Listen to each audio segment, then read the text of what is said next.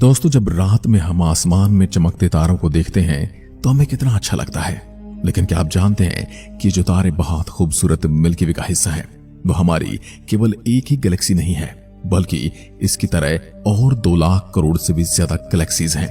शुरुआत में जब इन गैलेक्सी को देखा गया तो हमें लगता था कि तितलियों जैसे यहां वहां फैली हुई हैं, लेकिन धीरे धीरे हमने ये जाना कि वो एक विशाल जाल बनाती हैं। ये कॉस्मिक वेब वो ढांचा है जो ब्रह्मांड के समान सभी हिस्सों को आपस में जोड़कर रखता है। अब अगर आप इसे कॉस्मिक वेब के बारे में नहीं जानते हैं तो आप ब्रह्मांड के बारे में कुछ नहीं जानते होंगे, क्योंकि ये गैलेक्सी को जोड़ता है, गैलेक्सीज को बनाता है और गैलेक्सीज से ही बना हुआ है। वो इस ब्रह्मांड का शिल्पकार है और इसका भविष्य भी इसी पर निर्भर करता है। कॉस्मिक वेब हमारे ब्रह्मांड का सबसे जरूरी और खास हिस्सा है। वो ब्रह्मांड के बनने और बदलने में अहम भूमिका निभाता है। इतना ही नहीं दोस्तों, इस कॉस्मिक वेब के बिना न तो तारे बन सकते हैं और न ही कोई ग्रह और न ब्रह्मांड में ऐसी जगह बन सकती है जहां जीवन पनप सकता है। आखिर ये ब्रह्मांड गैस के एक बेहद गर्म घोल से कॉस्मिक वेब कैसे बन गया, जिसमें गैलेक्सीज, ग्रह और आप और हम हैं। दोस्तों, ब्रह्मांड में हर चीज की अपनी खास जगह है। ब्रह्मांड को जब पहली बार देखा गया तो लगा कि जैसे गैलेक्सी यहां वहां फैली हुई है, जबकि असल में वो सब आपस में जुड़ी हुई थी। गैलेक्सीज एक विशाल जाल से जुड़ी हुई हैं, जो कि पूरे ब्रह्मांड में अनंत काल से अनंत तक फैला हुआ है।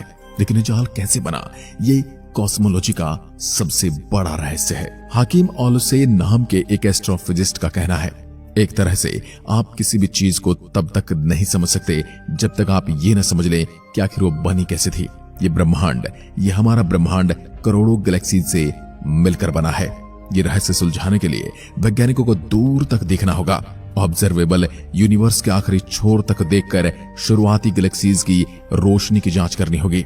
वैज्ञानिकों ने जब VLT यानी कि वेरी लार्ज टेलीस्कोप से हबल अल्ट्रा डीप फील्ड की तरफ मोड़कर देखा, जिससे हबल स्पेस टेलीस्कोप ने 1995 में एक तस्वीर ली थी। VLT की मदद से एस्ट्रोनॉमर्स अंतरिक्ष में बहुत दूर तक देख सकते हैं। एस्ट्रोफिजिसिस्ट मिशेले थैलर का कहना है कि उनकी कॉलेज के जमाने में लोग अपने हॉस्टल रूम में डबल डीप फील्ड के पोस्टर लगाया करते थे, क्योंकि उसने ब्रह्मांड के बारे में हमारा नजरिया पूरी तरह से बदल दिया था।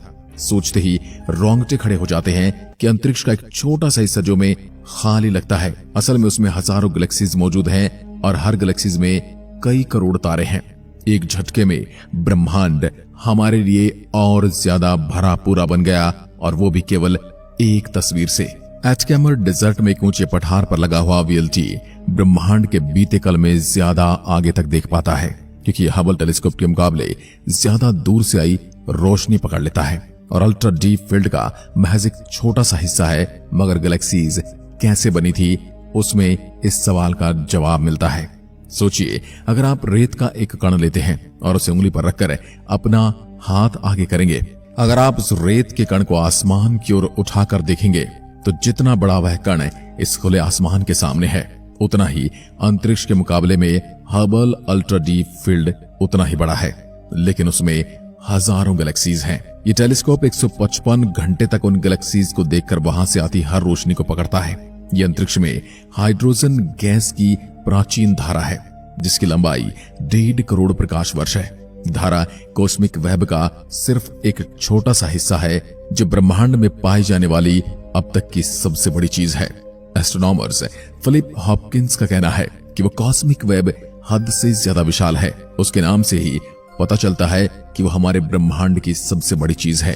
आज के समय में कॉस्मिक वेब हाइड्रोजन गैस की धाराओं से बना हुआ एक विशाल जाल है, जो पूरे ब्रह्मांड में फैला है और उससे गैलेक्सीज को जोड़ता है।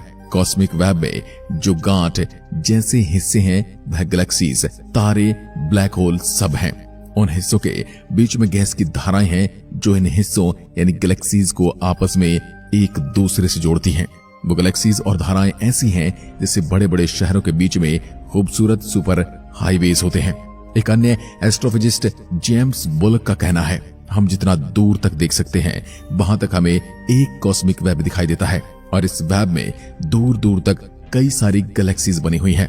यह विशाल ढांचा ब्रह्मांड के शुरुआती समय में ही बनकर तैयार हो गया था।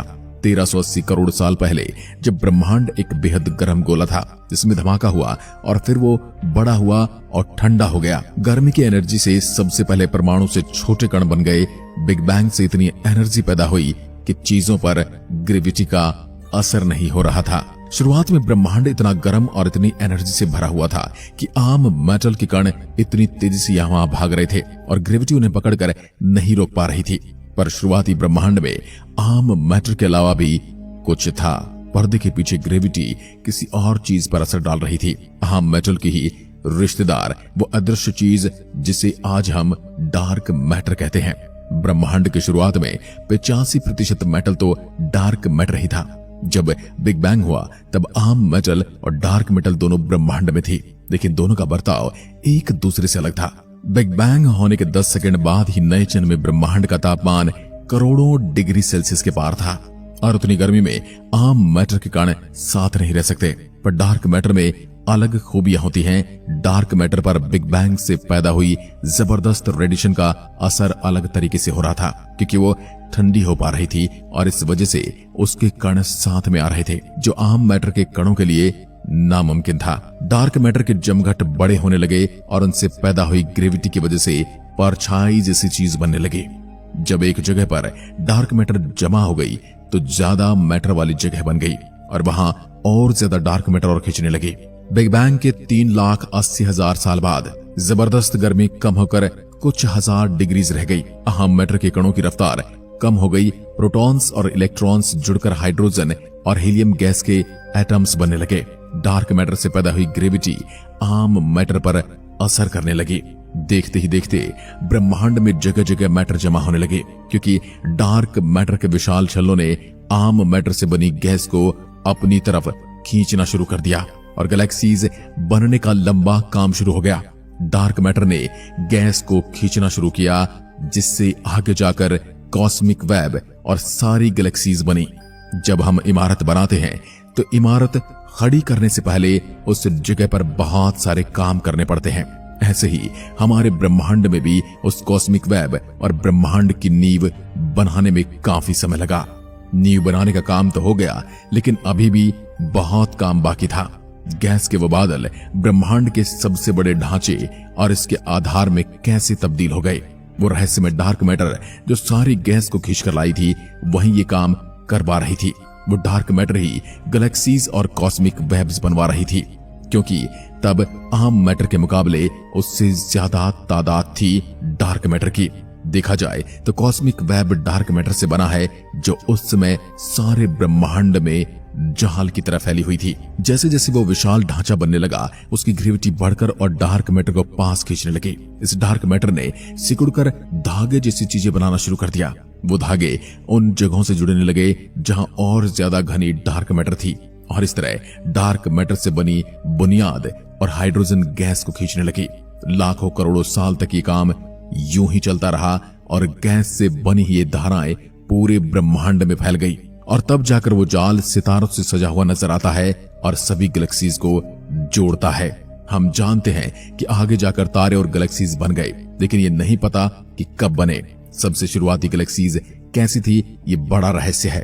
तो फिर ब्रह्मांड आज जैसा है वैसा ये कैसे बना? सबूतों को देखकर लगता है जब डार्क मैटर का जाल बना और हाइड्रोजन गैस बनकर जमा होने लगी, तब ब्रह्मांड के अब तक के सबसे बड़े तारे ने तेज धमाके के साथ जन्म लिया। 2018 में वैज्ञानिक एक प्राचीन गैलेक्सी को देख रहे थे जिसका नाम था MACS 1149 JD1। वहां उन्हें उस वक्त तक के सबसे पुराने तारे दिखाई दिए। ये गैलेक्सी बहुत ही दिलचस्प थी, क्योंकि इसमें बिग बैंग के कुछ वक्त बाद ही तारे बनना शुरू हो गए थे। उन तारों से ये पता चल सकता था कि ब्रह्मांड की बुनियाद बनाने वाला कॉस्मिक वेब कैसे बना था। लेकिन जब एस्ट्रोनॉमर्स ने गैलेक्सी से आती उस वक्त की रोशनी की जांच की, जब ब्रह्मांड 25 करोड़ साल का ही था, तो वह हैरान रह गए। तारे सिर्फ बिग बैंग से पैदा हुई हाइड्रोजन और हीलियम से ही नहीं बनते हैं, उनमें वो चीज भी होती है जिन्हें एस्ट्रोनॉमर्स मैटर कहते हैं।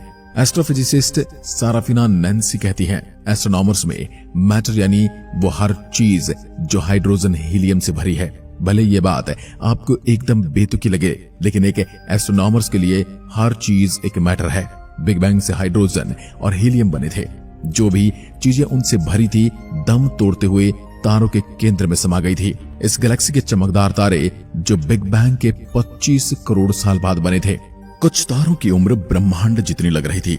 वो बहुत ज्यादा पुराने थे, लेकिन उनमें कुछ ऐसे एलिमेंट्स थे जिनसे ये पता चलता था कि वो सबसे शुरुआती दौर के तारे थे। भले ही वो तारे बहुत पुराने थे, लेकिन ये पक्का था कि उनसे पहले भी तारे बने थे। सबसे शुरुआत के तारों के बारे में हमें अभी कुछ भी नहीं पता। शुरुआती तारों में आग कैसे जली और क्या उन्हीं की वजह से सबसे पहली गैलेक्सी बनी थी। ये किसी काल्पनिक कहानी जैसी घटना लगती है। अंधेरे में से अपने आप ही एक विशाल ढांचा पैदा हुआ और उस ढांचे से सारी गैलेक्सियां बन गई। सारा ब्रह्मांड बनकर तैयार हो गया। हमने कभी सबसे शुरुआत में बने तारों को नहीं देखा, लेकिन फिजिसिस्ट ने इसके बारे में एक राय दी है कि वो कैसे थे और कैसे बने थे। इसे समझने के लिए आइए समय में थोड़ा और पीछे चलते हैं। अब हम पहुंच गए हैं बिग बैंग से 10 करोड़ साल बाद के समय में। शुरुआत में कॉस्मिक वेब में अंधेरा था। उसे रोशन करने के लिए तारे नहीं थे, लेकिन ब्रह्मांड में तारे बनने की तैयारी हो चुकी थी। सालों तक फैलकर बड़े होते रहने के बाद डार्क मैटर के ढांचे से जुड़े हुए गैस के बादल आपस में तालमेल बिठाने लगे। हाइड्रोजन गैस के जमा होने की वजह से बड़े बादल बने जो अंदर से बेहद गर्म और घने थे। अगर आप हाइड्रोजन को एक जगह पर जमा करके उसे बहुत गर्म करें और उस पर दबाव डालेंगे तो हाइड्रोजन में फ्यूजन होने से हीलियम बननी शुरू हो जाएगी। उसमें न्यूक्लियर फ्यूजन रिएक्शन होगा। सिमुलेशन के मुताबिक तब कुछ गैस के बादलों का वजन सूरज के मुकाबले सैकड़ों गुना ज्यादा था। उनसे जो तारे बने थे वैसे ब्रह्मांड में मौजूद ही नहीं है। तो आज के समय में हमारे ब्रह्मांड में जो तारे हैं उनका वजन ज्यादा से ज्यादा हमारे सूरज से लगभग 70 से 100 गुना ज्यादा होता है। अब कोई तारा इससे बड़ा नहीं है। ये शुरुआत में बने तारे आकार में हमारे सूरज से लगभग 1000 गुना बड़े थे। तो अगर आज हम उन्हें हमारे सौरमंडल के बीच में लाकर रख दें तो वे जुपिटर को छू रहे होंगे। अब जरा सोचिए वो कितने बड़े थे। इनका अंदाजा लगा पाना बहुत मुश्किल है। उन विशाल तारों के साथ आखिर हुआ क्या था? तारों की उम्र काफी हद तक उनके वजन पर निर्भर करती है और तारा जितना बड़ा होता है ग्रेविटी तनाव की वजह से उसका केंद्र उतना ज्यादा गर्म होता है और उसका न्यूक्लियर फ्यूल जल्दी जलकर खत्म हो जाता है। हैरानी की बात तो यह है कि तारे जितने भारी होते हैं उनकी उम्र उतनी ही ज्यादा छोटी होती है। सबसे शुरुआत में बने तारे पुराने जमाने के रॉक स्टार हुआ करते थे। शान से जीते थे और जल्दी मरते थे। सबसे शुरुआत में बने तारे इतनी देर तक जिंदा नहीं रहे कि गैलेक्सीज बन पाए, लेकिन हाँ उन्होंने वो प्रक्रिया शुरू कर दी थी। दोस्तों, भले ही शुरुआती तारों की उम्र बहुत ही छोटी थी, लेकिन उनके दम तोड़ने पर सुपरनोवा धमाके से ब्रह्मांड में हैवी मैटर भर गए थे। आज हमें गैलेक्सी में हर 2 साल में एक सुपरनोवा दिखाई देता है। 10-20 सालों में वो हमारे करीब होता है। उस समय हालात और जबरदस्त रहे होंगे। तब जगह जगह विशाल सुपरनोवा धमाके होते रहे होंगे। तबाही की प्रक्रिया की वजह से नई चीजों का जन्म होता जाता है। ब्रह्मांड में सबसे पहले बने तारे बेहद अनोखे रहे होंगे। वे बहुत जल्दी खत्म हो जाया करते थे और अपनी गैलेक्सी में ढेर सारे नए और दिलचस्प केमिकल्स बनाया करते थे। बिग बैंग के 20 करोड़ साल बाद शुरुआती सितारे के दम तोड़ने से बनी भारी एलिमेंट्स और गैसें जैसे कार्बन, ऑक्सीजन, सिलिकॉन गैलेक्सी के बीच फैलने लगी। ये वो चीजें थी जिनसे अगले तारे बन सकते थे। ये बहुत ही खूबसूरत कहानी है क्योंकि अचानक तारे के बनने की पूरी प्रक्रिया ही बदल गई और उसके बाद तारों का बनना और आसान हो गया। हैवी एलिमेंट्स आसपास की गैस की गर्मी सोख लेते हैं। बादल ठंडे होने पर ज्यादा जल्दी सिकुड़ते हैं और फिर नए बनने वाले छोटे तारे ज्यादा जल्दी और ज्यादा बड़ी तादाद में बनते हैं और आगे जाकर उन ढेर सारे तारों से नई नई गैलेक्सीज बन गई। यानी कि तारों ने गैलेक्सीज का निर्माण आरंभ कर दिया। लेकिन ये प्रक्रिया बिल्कुल भी आसान नहीं थी क्योंकि नई गैलेक्सीज के बनने के साथ ही मेटल को निगलने वाले कुछ नए राक्षसों ने यानी कॉस्मिक वेब ने भी जन्म ले लिया था। यानी डार्क मैटर भी एक्शन में आ गया था। 1350 करोड़ साल पहले डार्क मेटल का ढांचा जिसने ब्रह्मांड में आम मेटल को पकड़ कर रखा था, उसमें तारे बनने लगे। लेकिन इस अंतरिक्ष के ढांचे से इसकी खूबसूरत तरीके से बनी गैलेक्सीज भला कैसे बन गई? वैज्ञानिकों का मानना है कि वो तबाही की एक प्रक्रिया की वजह से बनी। यानी विनाश ने यहां पर एक बार फिर से सृजन को जन्म दिया। अक्टूबर 2020 एस्ट्रोनॉमर्स को कॉस्मिक वेग के सबसे पुराने हिस्से के बीच एक जायंट यानी कि एक राक्षस दिखाई दिया जो कि बिग बैंग के 90 करोड़ साल बाद बना था। एक सुपरनोवा मैसिव ब्लैक होल। उसके आसपास 6 गैलेक्सीज थी, मानो वो उसकी पकड़ में हो और उस सुपर मैसिव ब्लैक होल से पुराने कॉस्मिक वेब की धाराओं से जुड़ी हुई हो। ऐसा लगता है कि जैसे ब्रह्मांड और सुपर मैसिव ब्लैक होल एक अम्बेलिकल कॉर्ड से जुड़े हुए हैं, जैसा उन्हें लगातार भरपेट खाना दिया जा रहा हो। सुपर मैसिव ब्लैक होल भूखे राक्षस होते हैं, वो उनके आसपास आने वाले मैटर को तुरंत निगल जाते हैं। सुपर मैसिव ब्लैक होल शायद ब्रह्मांड की सबसे ताकतवर चीजों में से एक होते हैं। उनका वजन हमारे सूरज से 1 लाख से लेकर 1000 करोड़ तक ज्यादा हो सकता है। सुपर मैसिव ब्लैक होल कई सालों से वैज्ञानिकों के लिए बहुत बड़ी मुसीबत बन रहे हैं। इसलिए नहीं कि वो इतने खतरनाक होते हैं, बल्कि इसलिए क्योंकि कोई नहीं जानता कि वो इतने बड़े कैसे बने। आम ब्लैक होल तो दम तोड़ते तारों के केंद्र के सिकुड़ जाने से बनते हैं। उनका वजन सूरज से 3 गुना से 1000 गुना तक हो सकता है। लेकिन सुपर मैसिव ब्लैक होल उनसे एकदम अलग होते हैं। 1300 करोड़ साल पहले इतने सारे तारे बने या खत्म नहीं हुए थे कि उनसे सुपर मैसिव ब्लैक होल जैसी विशाल चीजें बन जाएं। अब कॉस्मिक वेब के बारे में जानकर वैज्ञानिक ब्लैक होल्स को भी समझ पा रहे हैं। अब हम जानते कि सुपर मैसिव ब्लैक होल नए नए कॉस्मिक वेब के सहारे उसकी धाराओं से लगातार आने वाली हाइड्रोजन गैस को निगलते हुए बने थे। जहां एक तरफ कॉस्मिक वेब में तारे बन रहे थे, वहीं दूसरी तरफ सुपर मैसिव ब्लैक होल नए जन्मे ब्रह्मांड से तारे बनने वाली चीजें चुरा रहे थे। आपको लग रहा हो कि इससे बनती हुई एक गैलेक्सी खत्म हो रही होगी, लेकिन ज्यादातर पुरानी गैलेक्सीज में सुपर मैसिव ब्लैक होल होता है। वो इस बात पर गहरा असर डालते हैं कि गैलेक्सीज के केंद्र में क्या होता है और वो कैसे बदलती हैं और बढ़ती हैं। ऐसा लगता है कि ये राक्षस शुरुआत से हमारे ब्रह्मांड का हिस्सा रहे हैं। तो कॉस्मिक वेब से जन्म लेने वाली ये गैलेक्सीज इन सुपर मैसिव ब्लैक होल्स के आसपास बनी कैसे? मिल्की वे के सुपर मैसिव ब्लैक होल का नाम सैजिटेरियस ए स्टार, जो कि लगभग 2 करोड़ 70 लाख किलोमीटर चौड़ा है और इसका वजन सूरज से लगभग 40 लाख गुना ज्यादा है। उस सैजिटेरियस ए स्टार के पास बहुत ज्यादा हलचल है और देखा जाए तो वह बहुत खतरनाक जगह है। उसमें एक अक्रीशन डिस्क है जिसमें प्लाज्मा बहता है। इसका मतलब तकरीबन हजारों डिग्रीज इसका तापमान है।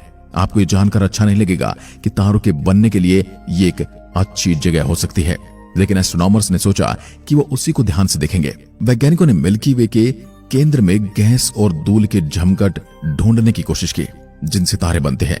उन्हें सैजिटेरियस ए स्टार से 1000 प्रकाश वर्ष की दूरी के अंदर ही 800 जमघट मिले, जिनमें से 40 के केंद्रों में से तेज रोशनी और एनर्जी के जेट निकल रहे थे, जैसा कि नए तारों के बनने पर होता है।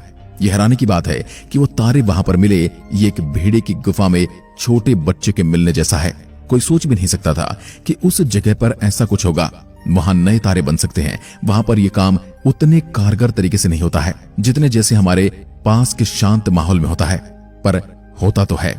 नए तारे एक सुपर मैसिव ब्लैक होल के पास बनते हैं और बढ़ते हैं। ऐसा ही खतरनाक माहौल कॉस्मिक वेब में भी था जब वो नया नया बना था और नए तारे बनने से ही गैलेक्सीज बनने लगती हैं। इन नए सबूतों से पता चलता है कि तारे ऐसे मुश्किल हालात में भी जन्म ले सकते हैं। उनके पास इस बात का जवाब ये है कि ये कैसे होता है। गैस और धूल ब्लैक होल में अक्रीशन डिस्क के चारों तरफ घूमती है। उनका तापमान हद से ज्यादा होने की वजह से गैस के बादल उनसे अलग होकर अंतरिक्ष में चले जाते हैं। वो गैस तुरंत ठंडी होती है और सिकुड़कर नए तारे बनाती है। यह अक्रीशन डिस्क ब्रह्मांड की सबसे ज्यादा हलचल वाली जन्मभूमि है। इसे देखकर ऐसा लगता है कि उनके खतरनाक माहौल की वजह से वो तारे को बनने से रोकेंगे, जबकि असल में वो नए तारे को बनने में मदद कर रहे होते हैं। यानी जिसे हम तारों का विनाशक समझते हैं, वही तारों का निर्माता निकलता है। जहां कॉस्मिक वेब की धाराएं मिलती हैं, वहां मैटर जमा होती है और आसपास के सुपर मैसिव ब्लैक होल से निकलते हैं। उनके आसपास नए तारे और उनसे गैलेक्सीज बनती है। हो सकता है कि हमारी अपनी मिल्की वे में भी कॉस्मिक वेब की धाराओं के बीच ऐसी ही कोई चीज बनी हो, लेकिन नए शोध से पता चला है कि ये नई गैलेक्सीज तबाही और तोड़फोड़ के बाद बनी होती है और उसके बिना हमारा यहां होना नामुमकिन था। नया बना ब्रह्मांड एक नाटक की जगह था। तारे बनकर खत्म हो रहे थे, यहां तक कि सुपर मैसिव ब्लैक होल के आसपास भी कॉस्मिक वेब में नई गैलेक्सीज लगातार बन रही थी। पर ये गैलेक्सीज बढ़ती कैसे थी? वैज्ञानिकों को लगता है कि ऐसा गैलेक्सीज की टकराव से होता था। फिलिप हॉपकिंस थियोरेटिकल एस्ट्रोफिजिसिस्ट का कहना है, ब्रह्मांड में थोड़ी हलचल होना बहुत जरूरी होता है। अगर आपको ऑमलेट खाना है तो अंडे को तोड़ना तो पड़ेगा ही। जैसे कि अगर अंडे से बच्चा भी निकालना है यानी चूजा निकालना है तो भी अंडे को तोड़ना ही पड़ता है। यानी अंडे का विनाश ही एक नए जीवन की शुरुआत होती है। नए तारे बनने या ब्लैक होल्स को बड़ा करने के लिए गैलेक्सीज में थोड़ी उथल पुथल तो होती रहनी चाहिए। तो वहीं सरफिना नैन्सी का कहना है कि चीजों के टकराने और टूटने फूटने से ये ब्रह्मांड बना है। हबल स्पेस टेलीस्कोप को कई बिगड़ी हुई गैलेक्सीज मिली हैं, जिनमें अंतरिक्ष में हुई विशाल टकरावों की वजह से तोड़फोड़ और तबाही हुई है। गैलेक्सीज कभी एक जगह शांत नहीं बैठी रहती, उनमें अक्सर बदलाव होते रहते हैं और वो लगातार दूसरी गैलेक्सीज के रास्ते में आती हैं और आपस में टकराती हैं और फिर एक दूसरे में समा जाती हैं। अब हबल से ली गई तस्वीरों में ऐसी गैलेक्सीज देखी जा सकती हैं जो एक दूसरे से टकराकर एक दूसरे से मिलती हैं। हम जानते हैं कि आज के समय में गैलेक्सीज आपस में टकराती हैं, लेकिन यूनिवर्स के शुरुआती समय में क्या होता था जब कॉस्मिक वेब बन रहा था? एस्ट्रोनॉमर्स ने हेमिको नाम की अजीब सी देखी जाने वाली गैलेक्सी की जांच की जो बिग बैंग के 80 करोड़ साल बाद बनी थी। रोशनी के 3 केंद्रों से पता चलता है कि उसमें लगातार नए तारे बन रहे हैं। गहराई से जांच करने पर पता चला कि उसमें 3 छोटी गैलेक्सीज हैं जो पूरी तरह से एक नहीं हुई हैं।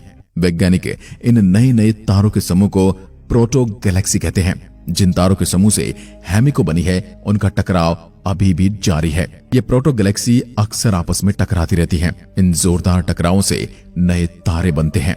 प्रोटो गैलेक्सी में बहुत ज्यादा गैस होती है। जब वो आपस में टकराकर मिलती हैं तो दोनों की गैसेस आपस में टकराकर सिकुड़ती हैं और ये नए तारे बनाती हैं।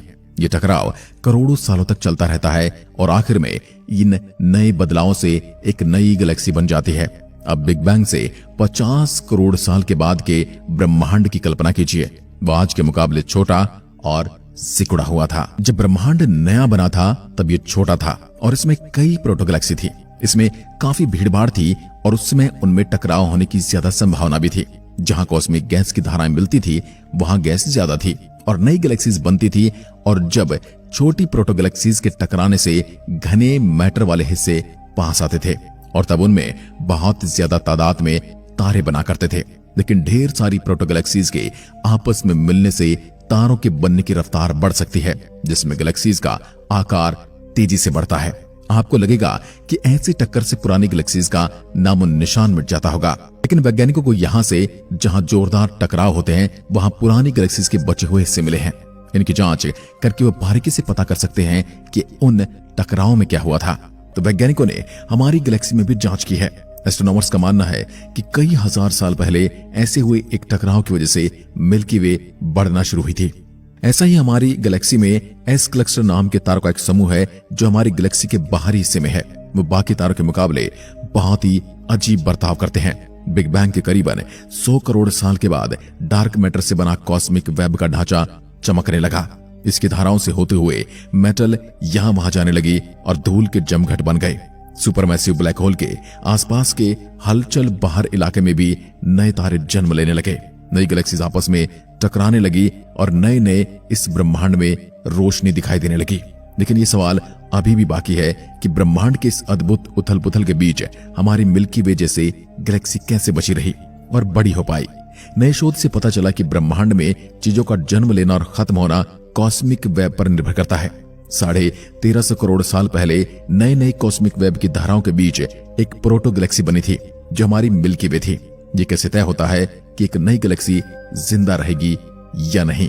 मई 2020 में वैज्ञानिकों ने एक सुंदर गैलेक्सी की तस्वीर ली जो बिग बैंग के 1 करोड़ 40 लाख साल बाद बनी थी। उसकी रोशनी की जांच से पता चला कि वो एक स्टार बर्स्ट गैलेक्सी थी जिसमें नए तारे बन रहे थे। ऐसा लगता है कि जैसे ब्रह्मांड की शुरुआत में कुछ गैलेक्सीज में हद से ज्यादा तारे बनने वाली चीजें थी, लेकिन वो इतनी तेजी से कैसे बढ़ सकती हैं? वैज्ञानिकों का मानना है कि इसका जवाब उसी रहस्यमय चीज में है जो शुरुआत से ब्रह्मांड में गैस बहने के काम को संभाल रहा है। डार्क मैटर का बना वो ढांचा जो पूरे ब्रह्मांड को जोड़े रखता है। लेकिन ब्रह्मांड में फैले इस जाल को जानना आसान नहीं है क्योंकि डार्क मैटर कभी दिखाई नहीं देती है। मई 2021 में शोधकर्ताओं के एक अंतरराष्ट्रीय दल ने ब्रह्मांड में हमारे पास मौजूद डार्क मैटर की जांच की। उन्होंने देखा कि वो रोशनी पर क्या असर डालती है। किसी बेहद विशाल चीज के पास जाते समय रोशनी अपना रास्ता बदलती है, भले ही वो चीज अदृश्य डार्क मैटर ही क्यों ना हो। उस दल ने हमें 10 करोड़ दिखने वाली गैलेक्सीज की जांच करके ऐसी घूमने वाली रोशनी को ढूंढा है। एक तरफ वो प्रोग्राम तारों के पीछे मौजूद डार्क मैटर को देखना सीख रहा था और दूसरी तरफ उसने गैलेक्सीज को जोड़ने वाले नए नए अनदेखे रास्तों को ढूंढ लिया। डार्क मैटर के नए ढांचे को देखकर पता चला कि हमारा ब्रह्मांड भूल भुलैया जैसा है, जिसमें गैलेक्सीज के बीच कई रास्ते छिपे हुए हैं और गैलेक्सीज वहां बनती हैं जहां कॉस्मिक वेब की सबसे ज्यादा धाराएं आपस में मिलती हैं। शायद इन धाराओं से जुड़ी होने की वजह से ही ब्रह्मांड की शुरुआत में कुछ गैलेक्सीज तेजी से बन रही थी। लेकिन एक बात और है कि कॉस्मिक वेब जिंदगी देता है, लेकिन वो उसे छीन भी सकता है। ब्रह्मांड की कुछ ऐसी ही गैलेक्सीज जो कई धाराओं से जुड़ी हैं, उनकी जांच करते समय वैज्ञानिकों ने एक अजीब बात देखी। उनमें तारों का बनना कम हो रहा था। ये वजह क्या हो सकती है कि कॉस्मिक वेब जिन जगहों पर ज्यादा गैसेज लेकर आता है, वहां से कम उम्र की गैलेक्सीज हद में नहीं रह पाती। जब कॉस्मिक वेब किसी जगह पर और वहां मौजूद गैलेक्सी में और ज्यादा गैसेज लेकर आता है, तो उससे वह सिर्फ ज्यादा तारे ही नहीं बनते, बल्कि उससे उसका पूरा सुपरमैसिव ब्लैक होल भी बढ़ने लगता है। कम उम्र में गैलेक्सी के लिए ये बहुत खतरनाक होता है, क्योंकि ये जब ज्यादा खाता है तो बहुत ज्यादा ऊर्जा के जेट्स और बहुत गर्म हवा पैदा करता है। शोधकर्ताओं ने यह पता लगाया है कि कॉस्मिक वेब की ज्यादा धाराओं से जुड़े होने से गैलेक्सीज बड़ी हो सकती हैं, लेकिन हद से ज्यादा धाराओं से जुड़ी गैलेक्सीज भी सबसे पहले खत्म हुई हैं। वैसे ही जैसे ज्यादा पानी पीने पर पौधे मर जाते हैं, शायद हमारी मिल्की वे खुशकिस्मत थी। कॉस्मिक वेब तय करता है कि गैलेक्सीज कब तक जिंदा रहेगी। उसी की वजह से गैलेक्सीज इतनी सुंदर बनी है। पर अब कॉस्मिक वेब का काम बंद होने वाला है। एक अदृश्य ताकत है जो उसे तबाह कर सकती है। तो फिर उससे बनी गैलेक्सीज का और हमारा क्या होगा?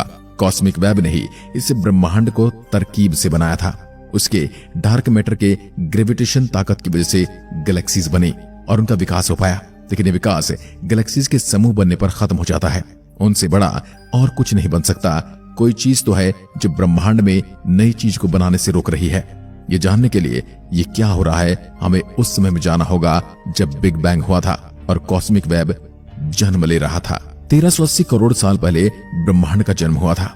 ऊर्जा का एक छोटा सा गोला ठंडा हुआ और बड़ा हुआ, जो ऊर्जा आम मैटर और डार्क मैटर में बदल गई। लेकिन उसी समय एक और ऊर्जा ने जन्म लिया, डार्क एनर्जी।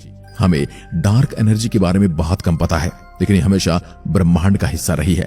एक थ्योरी ये कहती है कि ये कभी बनी ही नहीं थी, ये बस फिजिक्स के नियमों की तरह है। ये हमेशा से यही थी और हमेशा यही रहेगी।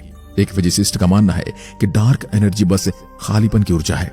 लोग हमेशा ये मानकर चलते हैं कि अंतरिक्ष खाली है, वहां वैक्यूम है, लेकिन डार्क एनर्जी की खोज से अब कुछ लोग सोचने लगे हैं कि कहीं ऐसा तो नहीं कि स्पेस भी अपने आप में एक चीज है और उसमें भी दबाव होता है जो वहां मौजूद चीजों को धकेल सकता है। हमने जितना सोचा था अंतरिक्ष उससे कहीं ज्यादा दिलचस्प है। शुरुआत में डार्क मेटल ब्रह्मांड में हर जगह थी, पर जब डार्क मैटर से बना कॉस्मिक वेब बढ़ा तो इसकी तबाही का इंतजाम भी शुरू हो गया। जैसे जैसे मैटर का जाल फैलने लगा, वैसे वैसे इसकी धाराओं के बीच खाली जगह बनने लगी। इन बढ़ती हुई खाली जगहों से डार्क एनर्जी बनने लगी। डार्क एनर्जी की सबसे अजीब बात यह है कि उसकी डेंसिटी हमेशा एक जैसी रहती है। ज्यादा डेंसिटी का मतलब है जहां ज्यादा जगह होगी वहां पर डार्क एनर्जी भी ज्यादा मात्रा में होगी। डार्क एनर्जी कॉस्मिक वेब को धक्का देती है और ब्रह्मांड के ढांचे में बहुत बड़े बड़े गड्ढे बना देती है। अब 500 करोड़ साल बाद ब्रह्मांड को बांधे रखने वाली डार्क मैटर कमजोर पड़ने लगी है। तूफान में पुल को बांधने वाले तारों की तरह कॉस्मिक वेब की धाराएं भी खिंचने से टूटने लगी हैं और अब ब्रह्मांड का ढांचा बिगड़ने लगा है। ब्रह्मांड के फैलने के साथ गैलेक्सीज बनना बंद हो गई हैं, लेकिन कॉस्मिक वेब के लिए बुरा वक्त अब आने वाला है। समय गुजरने के साथ न केवल ये ब्रह्मांड बढ़ रहा है, बल्कि ये ज्यादा तेजी से बढ़ रहा है। जैसे जैसे उन जगहों में डार्क एनर्जी बढ़ेगी, हमारा पूरा कॉस्मिक वेब ही टूटने लगेगा। कॉस्मिक वेब का आने वाला भविष्य खतरे में है। आखिर में ब्रह्मांड एकदम खाली है और सूना हो जाएगा। जो गैलेक्सी हमारे करीब है वो भी इतनी दूर चली जाएगी कि छोटे बिंदु जैसी दिखाई देने लगेगी। फिर ब्रह्मांड में वापस अंधेरा हो जाएगा। ब्रह्मांड एक धमाके के साथ बना था, लेकिन शांति से खत्म होगा। इस कॉस्मिक वेब के बिना अंतरिक्ष में कोई भी दिलचस्प चीज नहीं होती। ये विशाल जाल जो कि हमारे ब्रह्मांड की सबसे बड़ी चीज है, इसका काम है गैलेक्सी को बड़ा करना, नए तारे बनाना, जीवन पनपने के लिए हालात पैदा करना। इसलिए अगर ये कॉस्मिक वेब नहीं होता तो हम आज यहाँ बैठकर इसके बारे में बात नहीं कर रहे होते। कॉस्मिक वेब को समझकर हम डार्क मैटर को, डार्क एनर्जी को हमारे बीते कल को, हमारे आने वाले भविष्य को समझ सकते हैं। इस समय हमें ब्रह्मांड के बारे में जो भी पता है उसका ताल्लुक कहीं न कहीं कॉस्मिक वेब से जरूर है। ये सोचकर हैरानी होती है कि आज हम ब्रह्मांड के जिस रूप को देखते हैं उसके बनने की प्रक्रिया ब्रह्मांड के शुरुआती वक्त में शुरू हो गई थी और उसकी वजह से हम जैसे जीव बने हैं जो इस बात की खोज करके इसके बारे में सोच सकते हैं। तो हुई ना कमाल की बात। आज के लिए बस इतना ही। अगर वीडियो पसंद आए तो लाइक कीजिए और ऐसी वीडियोस के लिए हमारे चैनल को सब्सक्राइब जरूर करें। धन्यवाद।